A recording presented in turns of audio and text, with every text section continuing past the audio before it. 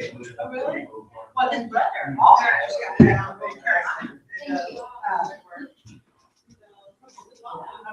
yeah, they all family, father, two brothers. We haven't started it either. So.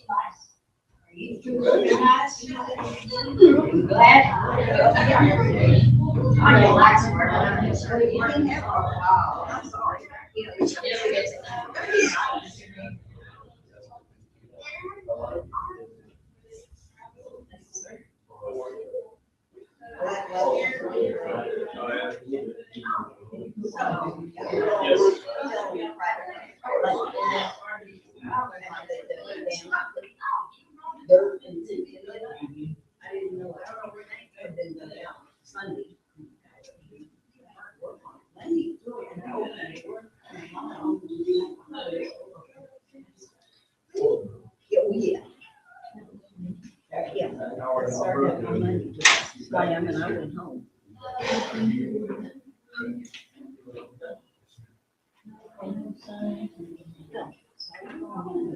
All right, good morning, good morning. We're going to go and get started. Welcome to Bible Baptist Church. Good to see everybody here. We're going to go ahead and start with a quick song here. Let's turn to hymn number 50. Hymn number 50. Hymn number 50. Pastor's passing out the Sunday school material. And we're going to sing here. Hymn number 50. I sing praises. Ready? I sing praises to your name, O Lord. Praises to your name, O Lord. For your name I passed that out the other day. and greatly I passed that out the other day. praised. I've got it. I sing praises to your name, O Lord. Praises to your name, O Lord. For your name is great and greatly to be praised. I give glory to your name, O Lord. Glory to your name, O Lord. For your name is great and greatly to be praised. I give glory to your name, O Lord. Glory to your name, O Lord. For your name is great and greatly to be praised. Praise the Lord. Good to see Eric back. I know he was doing a bunch of night shifts there. I know that can be tedious. It messes with your clock a little bit. But praise the Lord. Brother Eric, would you mind opening up with our Sunday school hour? Heavenly Father, for allowing us to church this morning. I pray that you Pastor Lord, as He gives us your word, and we take it and use it in our everyday lives, Lord. I pray that you prepare our heart for the message today. We sing our praise. Amen. Amen. All right. Good to see Miss Chelsea. Hello there. Welcome. Good to see you. Is that guacamole brought her in? Yeah. Tamales. Is my little microphone back there, son?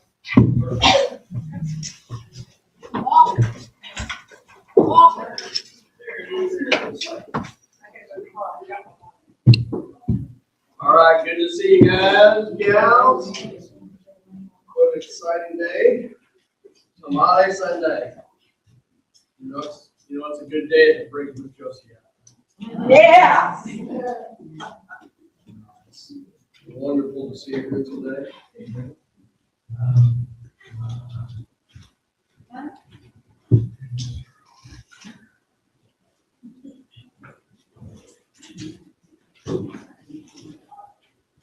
Okay. I think my page number one Job is in my office. I did to those other two today. So I'm going to run to my office for just a second. Y'all chit chat.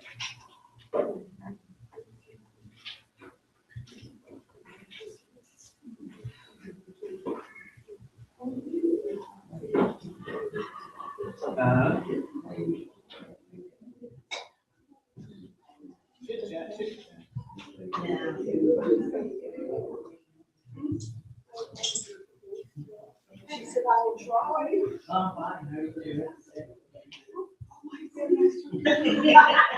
Keep about that.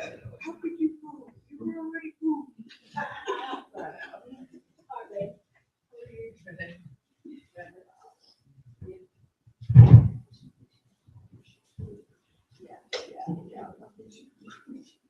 Okay, this morning we're starting into Job. And why don't you turn me down?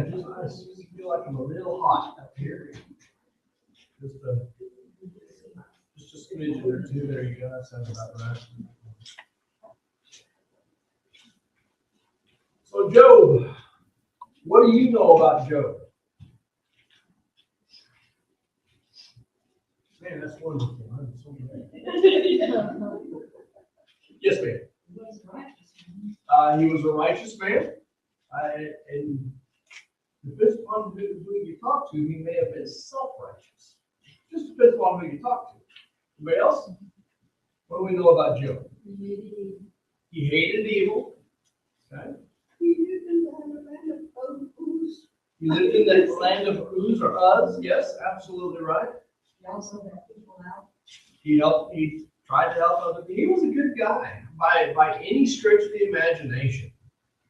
Even in 2024, if you knew somebody like Job, you would have liked to have been his friend. That's all there was to it. He was, because of the way he was in his lifestyle, God had a hedge of protection about him so that Satan couldn't mess with him. Yes. Job chapter 1 verse 8, of course, it said that he was a righteous man, or I would say more, he was an upright man, because that's what God called him. Yep. Then the Lord said unto Satan, hast thou considered my servant Job? There is none like him in the earth, a perfect and an upright man, one that feareth God and escheweth evil.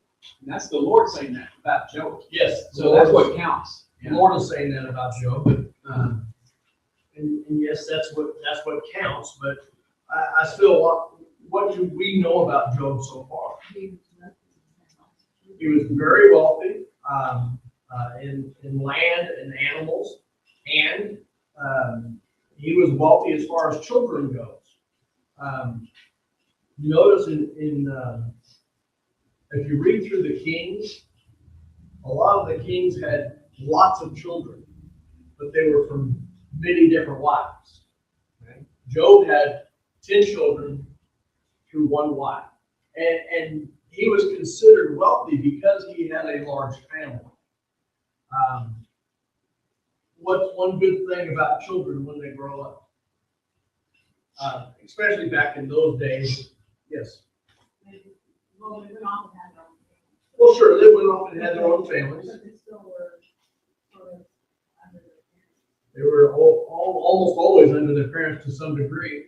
But the thing with growing up with a bunch of kids is, number one, when they got old enough, they started taking over responsibilities of the farm and of the herds and stuff like that. So some of these herds, some of his children were in charge of those. Give me just a second. Sorry about that.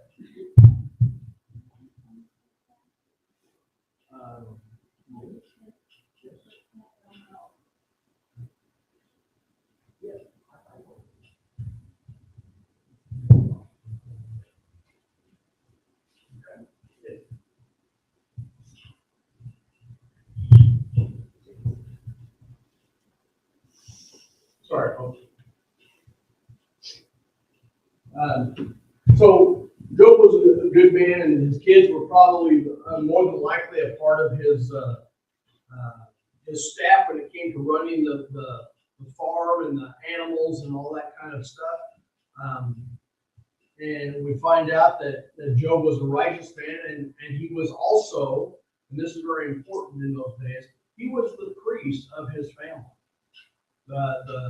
The oldest male was the priest, and he, just in case, was sacrificed to God on behalf of his children. We see that when we read into chapter 1, which we'll get to in just a second. So, chapter 19 of Job. Of course, these are the things that we're going to identify. The author is unknown. It could have been Moses, could have been anybody. But we do know that the author was God by the narrative. And we know that all scripture is given by inspiration of God, right? But the actual author is unknown. Job, more than likely, was a contemporaneous with Abraham. Probably lived alongside of him in some other area. One thing about Job is that we believe is that he is pre-law. So he's pre-Noah, or not pre-Noah, pre-Moses. Moses is the one that wrote out the law given by God. Moses could have wrote the book of Job as well. We don't know. But we do know that Job, the story of Job, is pre-law. Why? Because the law is not mentioned anywhere. And from Moses on down through Malachi and even into the New Testament, the law is mentioned in it all the time. Right? So without the fact that it's mentioning law, we assume that it's pre-law, and that Job, being the priest of his family, probably, and it could be been that he knew Noah's son, Shem. Again, these are all speculations because we don't know for sure. So as we go on, the book is not specifically to whom it was addressed, was not specifically addressed to anyone, but it's applicable to all believers. Have we got this done already? Yeah. Oh, I didn't realize it. For some reason I didn't realize it. Did I give you 1 Peter chapter 5 right now? On the purpose? Yeah, 10 through 11. Okay. That's a verse, companion verse. 1 Peter 5, 10 through 11. 1 Peter 5, 10. And it's just handwritten in, even on my own notes, something that I did. We looked at the key verses, right? We finished the whole thing. Oh, we finished the whole page. Good. Let's go to the second page. Well, I got Miss Josie down here. She doesn't have all these. Miss Anita doesn't have all these. So let's give them real quick. Life and ministry principle. Phil, another copy of the first page. Should be back there. Give it to Miss Tracy if you would. Which one's the first page? The first page of Job. It says chapter 19 at the top. You just need the one. Okay.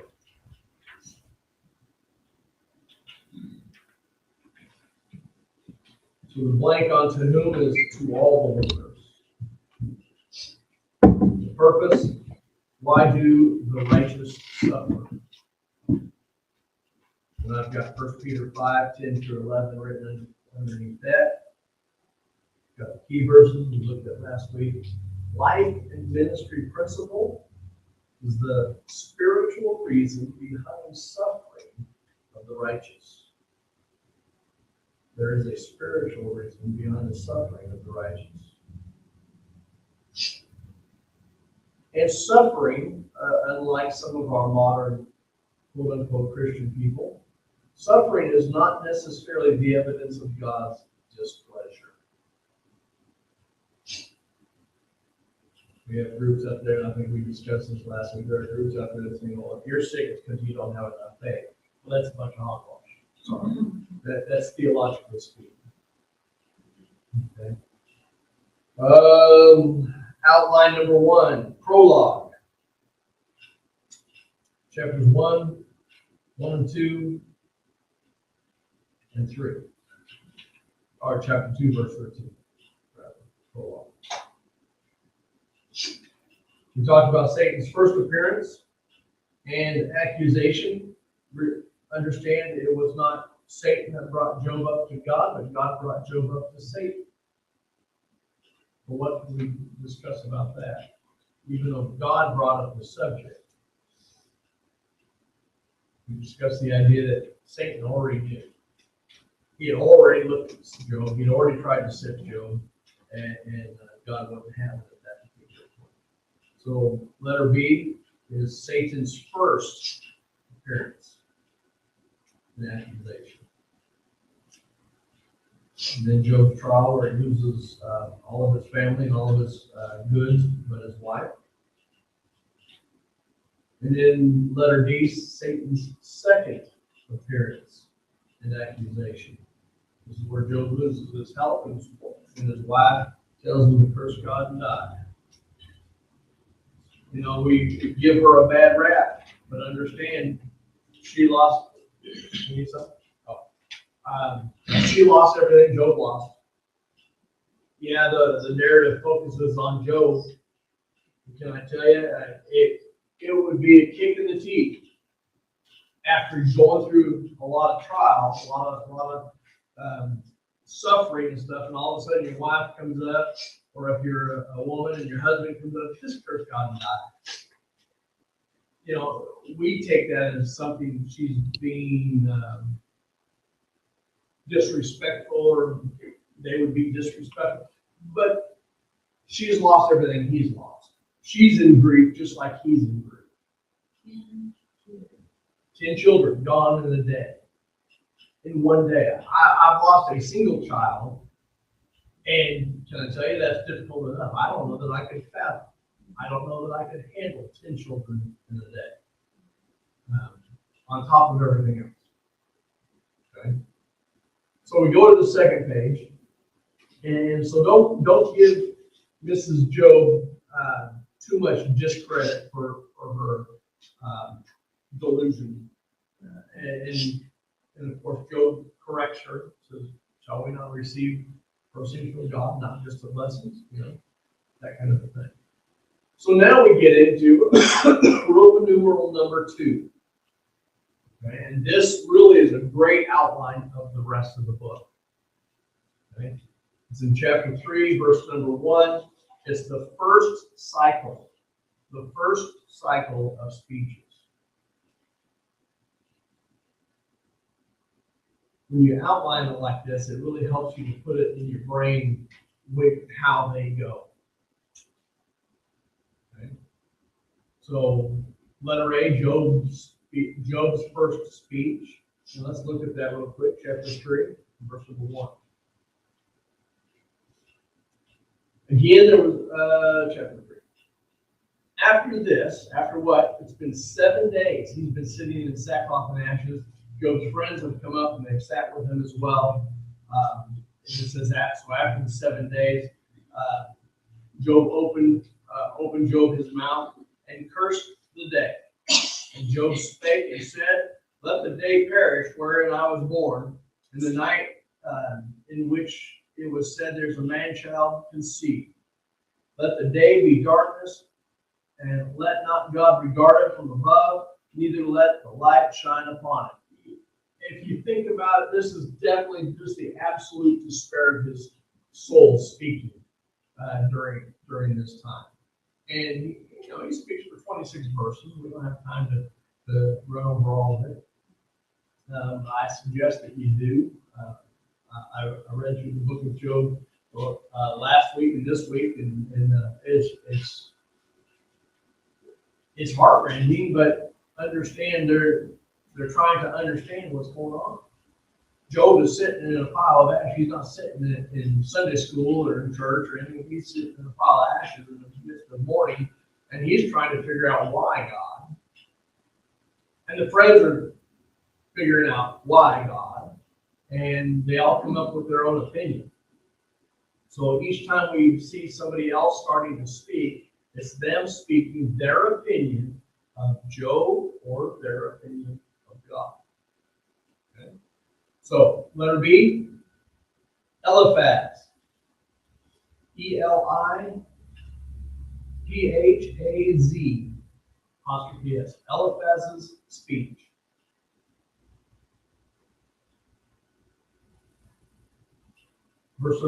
Chapter 4, verse number 1. Then Eliphaz the Temanite answered and said, If we essay to commune with thee, wilt thou be grieved?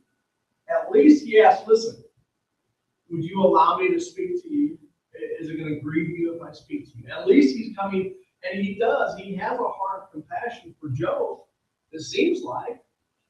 But it's not a few verses in, but he kind of starts attacking Job. Okay, all the friends end up attacking Job in their speeches.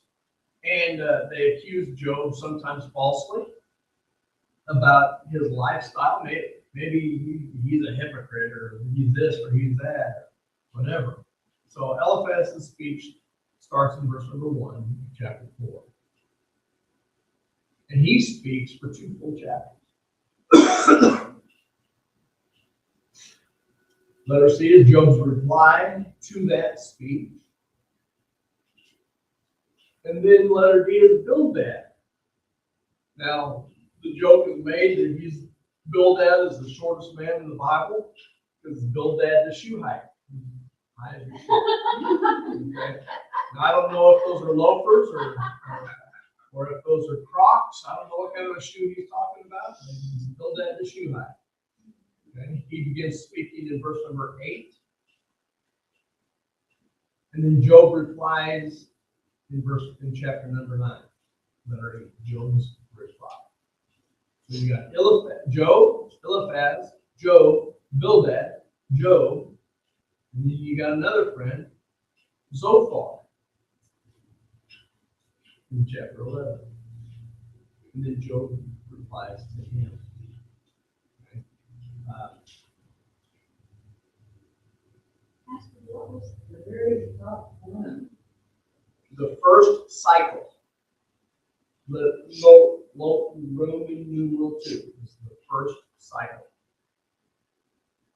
And we find out that there's a couple of cycles of speeches going on. Once they get done with Zophar's speech and Job replies to him, we go into the second cycle of speeches.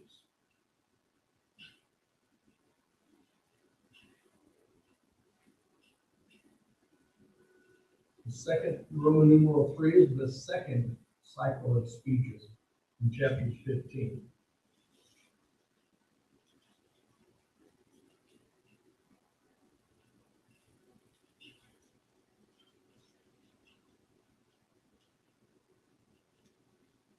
Talking to Miss Audrey, who said she finished reading the entire Bible for the year. Now she decided where to go. She's gone back and now she's reading through the book of Job.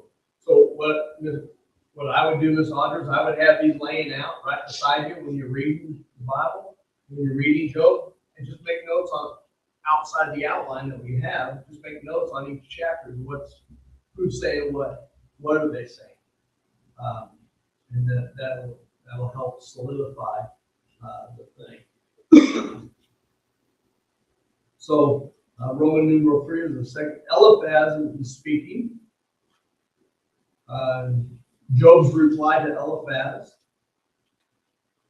Bildad speaks again in letter C.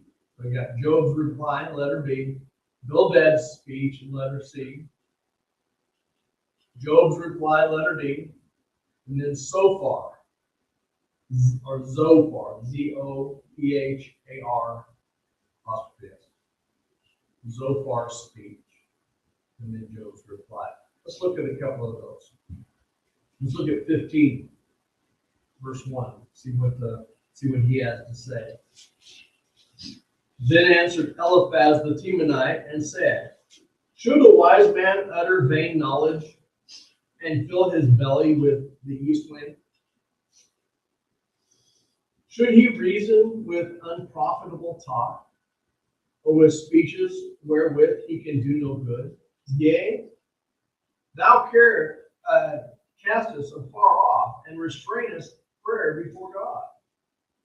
For thy mouth uttereth thine iniquity, and thou choosest the tongue of the crafty. What is he saying? What do you think he's saying there?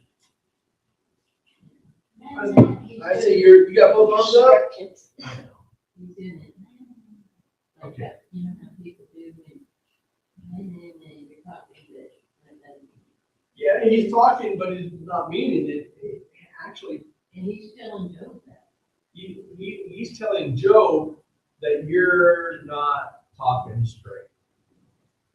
You are lying through your teeth. You're not close to God, and you are refusing to understand it. It's unprofitable. It's bad. That's exactly what Eliphaz is saying. And he goes on for the 35 verses doing that. Go to 16, chapter 1, and you see Job's opening reply to that particular speech. Then Job answered and said, I have heard many such things. Miserable comforters are you all. Forgive me for bringing it up, but when my son died, there were several people at the hospital when he died. I remember each and every one of them. And the people I remember the most are the people that didn't say anything. They were just there. They just hugged. They just loved. And we ended up going back to the house, and there was a couple people. Some people would come in and they did dishes. They never said a thing. They stayed in the background. They did dishes. We were mourning, of course. And, some people were cooking. People were bringing food, all that kind of stuff that you normally get. Some people were just organizing all that in the background so that we didn't have to worry about it. There are some people that came in and they would just talk. And eventually, in my brain, I'm thinking, would you please just go home? You know, I'll be honest. I'll be completely honest. Just shut up. Just go home. I don't need you here. I don't need platitudes at this moment. You know the verse that didn't mean anything to me that day? All things work together for good. That's not the time. That's not the time. You know, my pastor at the time, wise man. He waited about 3 or 4 months till the grieving was starting to subside. And I was having a particular bad day. And he came up and he said, Bryce, either what you believe is true or it's not. What do I believe in? Jesus said, yeah. But specifically about my son. Where is my son? My son's in heaven. You know what? I'm good with that. Yes, I'm going to miss him. And by the way, 20-something years later, I still miss him. Amen. Still do. Yes. But I'm so glad he's in the hands of God. And when I get there, I don't know if he's going to be 2.5 or he's going to be 22.5. I don't know how old he's going to be when I get there. Whatever, the perfect age, whatever that happens to be. But I'm glad that he is in God's capable hand. And he doesn't have to put up with the worldly knowledge. Amen. Amen.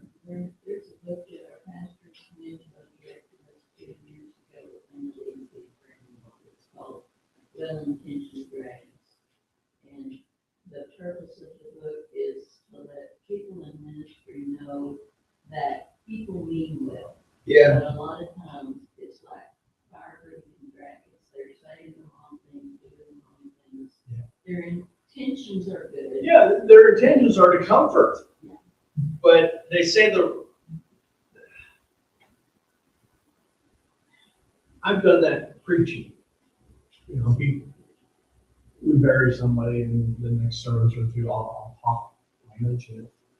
And sometimes I think, is that appropriate? I think it's not. Sometimes I think it is, depending on who it is that passed on.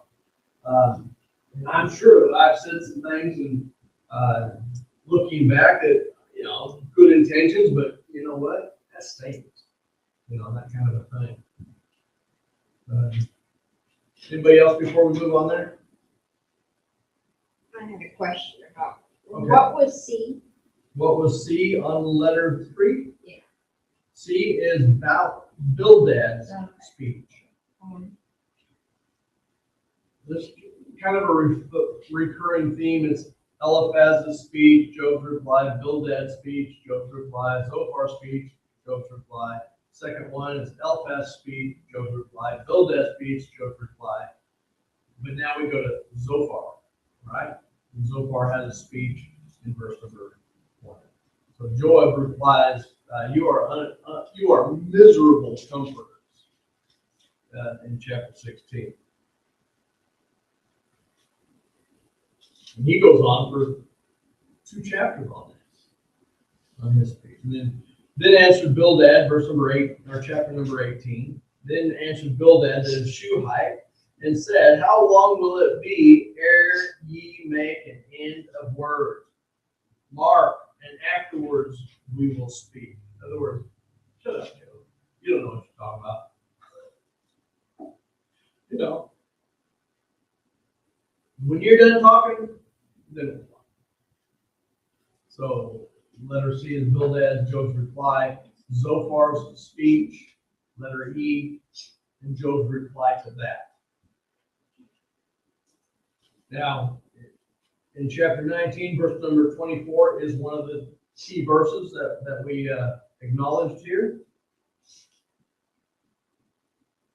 I'll start in verse number 23. "Oh, that my words were now written. Oh, that they were printed in a book." Well, guess what?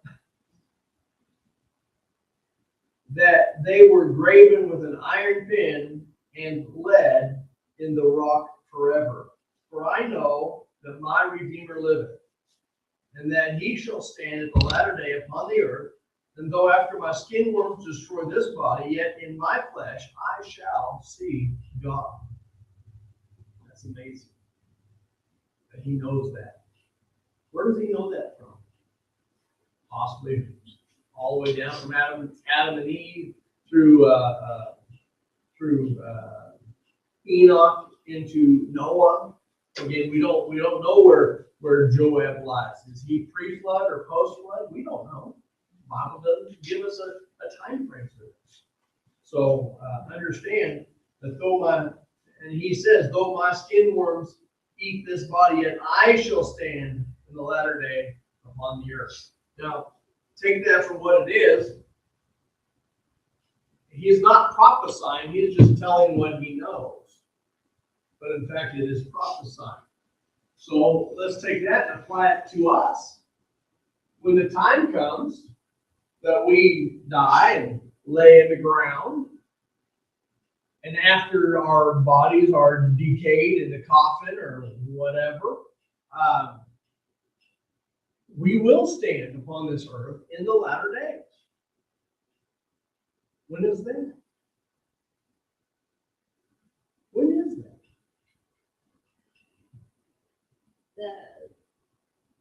The millennial kingdom. The millennial kingdom, absolutely right. Okay, remember we're gonna be raptured up and we're going to heaven.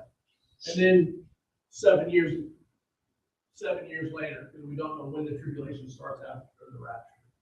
7 years later, we come back to earth with Christ. He destroys the wicked, sets up the millennial kingdom, and then we get to stand in the latter day in the millennial kingdom with him. Amen? Amen. Job doesn't mention the millennial kingdom, but guess what? That is his intent in saying that. He understands what's going to happen in the end. So draw a little key next to that. That's a key verse in this particular chapter. There's another one a couple pages down from that. So we're in the end of letter 3, going into letter 4, or Roman numeral 4. The third cycle of speeches. Anybody missing anything before that? Okay, the third cycle of speeches. Eliphaz, there he is, the faithful friend. It's Eliphaz's, get this, final speech. It's his third or final speech. And then Job replies to it. Then Eliphaz the Temanite, chapter 22, verse number 1, answered and said, Can a man be profitable unto God, as he that is wise may be profitable unto himself? Is it any pleasure to the Almighty that thou art righteous? Or is it again to him that thou makest thy ways perfect? thou makest thy ways perfect. What's Eliphaz saying? You're being self-righteous. You're making yourself perfect before God.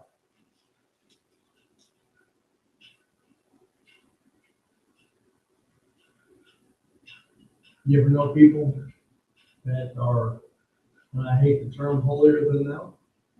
Mm-hmm. We all can get there if we're not careful. We need to try to be humble when we're talking about things of God to other people, or what we do or don't do in the name of the Lord. Make sure that we're not trying to be braggadocious when we do it, but be very humble. Sometimes the guys at work will say something, and jokingly I'll say, well, that's against my religion. And I laugh when I say it. And I try to be, try not to be holier than thou, but let them know that that's not appropriate, in a humorous way. So Eliphaz's final speech is there, and then of course Job replies to his final speech, chapter 23. And again, another 2 chapters for Job. Why, seeing times are not hidden from the Almighty, do they that know him not see his days?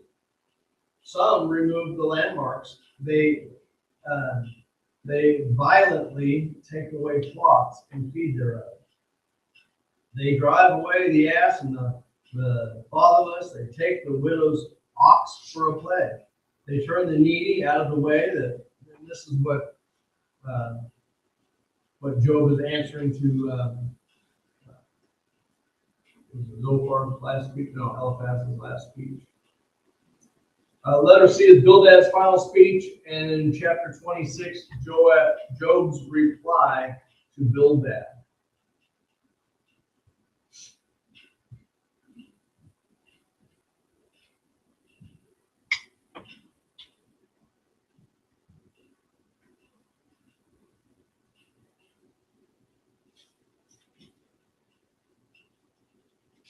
In Roman numeral 5, we get the last of Job's friends, Elihu.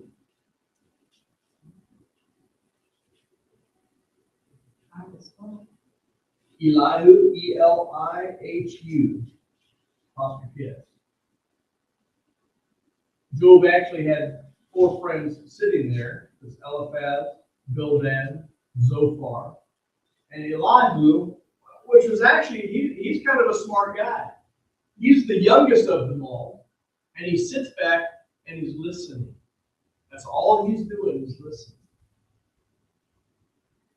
And while he listens to this argument and that argument and the other argument, he's formulating his own. And he's going to try to make an end run around Job, around these others. Chapter 32. Then was kindled the wrath of Elihu, the son of Barachal, the Buzite, and the kindred of Ram against Job, with his wrath kindled, because he justified himself rather than God. Elihu's more of the, I'm going to come at you at a more spirit. My wrath is killed because you're not praising God. You're not justifying God. God's doing. You're trying to justify yourself. That's his attitude, and he's speaking now in wrath, even though Job is grieving. Sometimes I'll watch a show here and there, and somebody will just be going on, just rattling. Somebody come up and pop them on the shock them out of their stupor of just talking. Smack. That's what Elihu's kind of trying to do to Job. Okay? He's had all these his other friends have been condemning him, saying things about God and about Him, and most of what they're saying is not true. And Elihu is listening to Job's comments about each one of these things, and then he comes up and says, "Here, listen, stop trying to justify yourself. Let's put blame where blame is. This is your deal, and God's the one that is condemning you in this."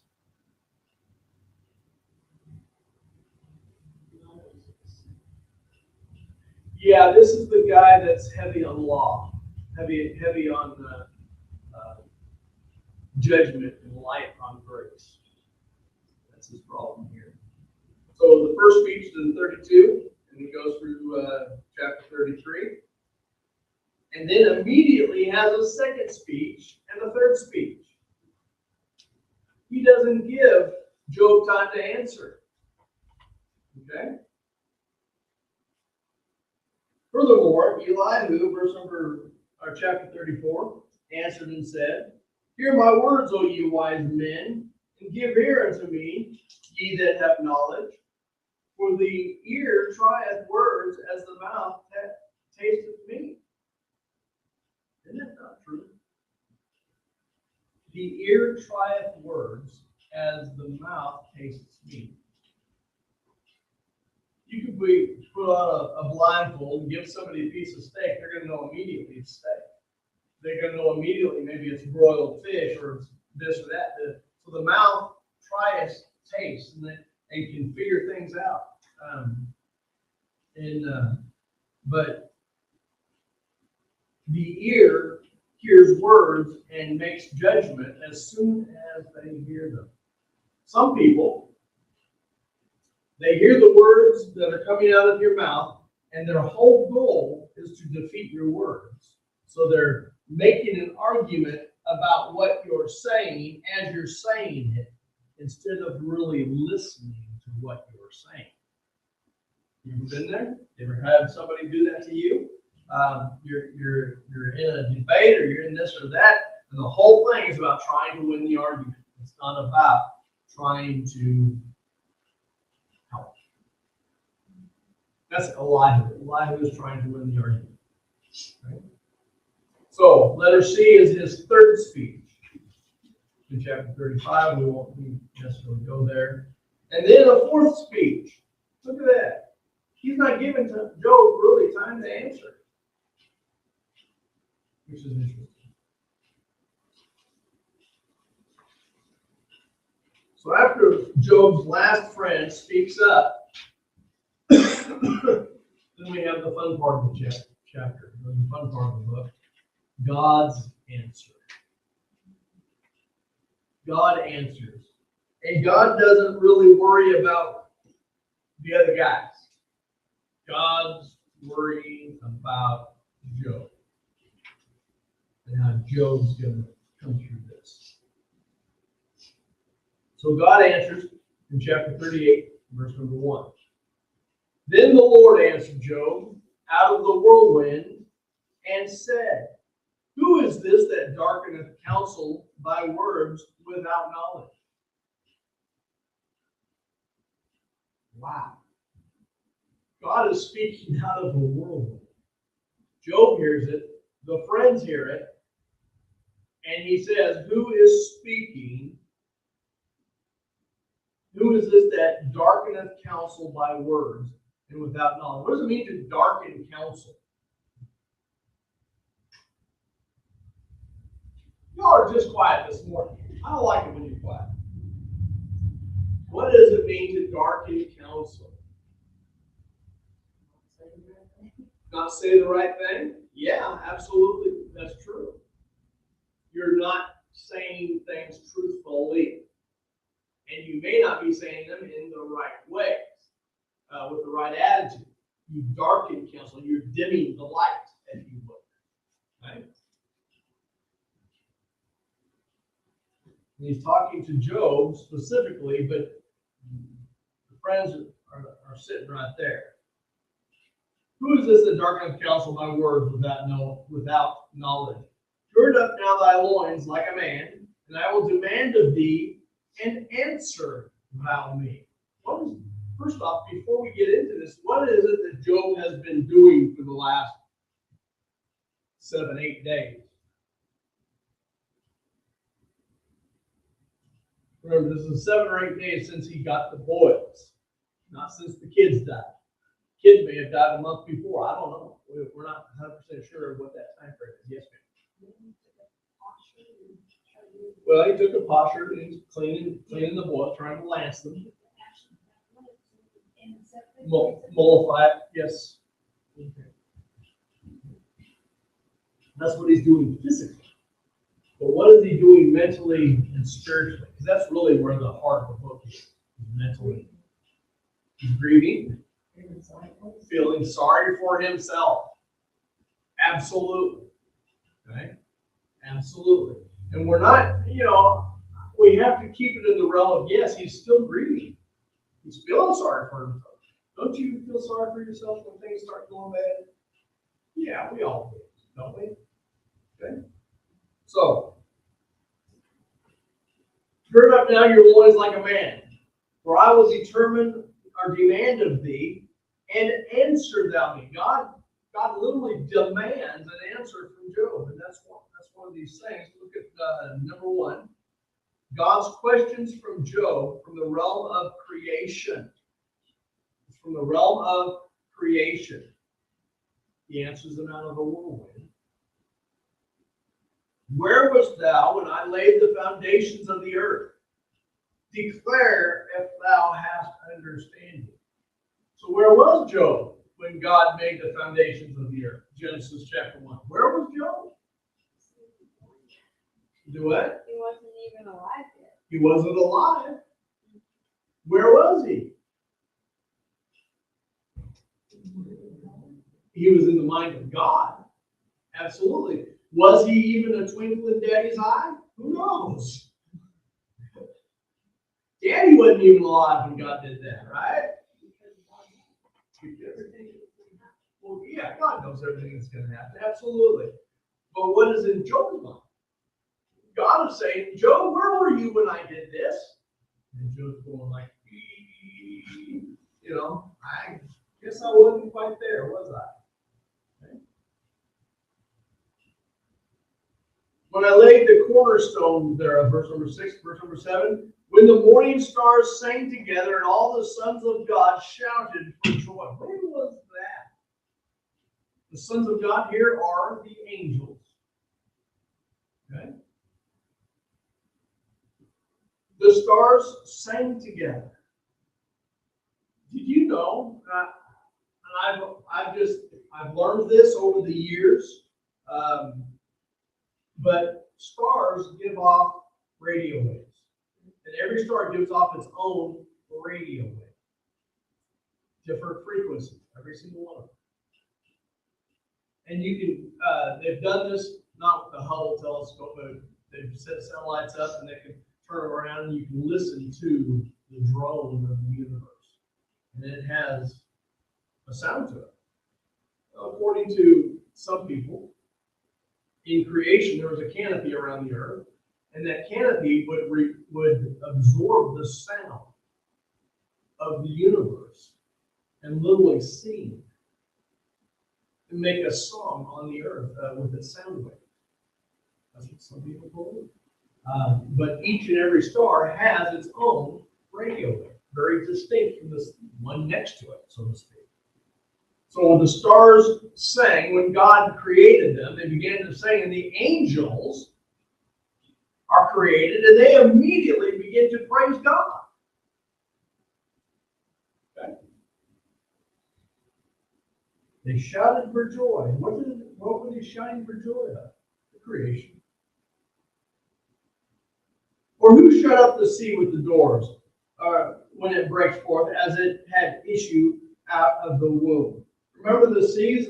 God says the seas are going to here and no farther. The only reason the seas don't overclaim the land is because God lifted up the land to keep the seas where they're supposed to be. The only time they come over is in the midst of a storm, right? So God is talking to Job about creation, and he questions Job from the realm of creation. Number 2, he questions Job from from the realm of animals. And then he demands an answer in chapter 40, verses 1 and 2. Moreover, the Lord answered Job and said, shall he that contendeth with the Almighty instruct him? He that reproveth God, let him answer. Then Job answered the Lord and said, behold, I am vile. Job gets it right there. That's where Job expresses his understanding about God. Okay? So God answers, letters Roman numeral 6. Number 1, God questions Job from the realm of creation. He questions Job from the realm of animals. And then God demands an answer to his question. By the way, when he talks about the animals, that's where he mentions Leviathan, and that's where he mentions Behemoth, the two greatest of physical creations. Says, what can you tell me about him, Job? Can you take Leviathan with a hook? Can you destroy him? The answer is no. Okay. And then verse number 3 of chapter 40, and we've got to stop because I'm right there. Okay. God tells Job to save himself. Number 3, God demands an answer. I hope you got that. And then number 1 on the bottom of the page is God tells Job to save himself. Okay. And that's where we're going to have to stop because we are absolutely out of time. Okay? Questions or comments?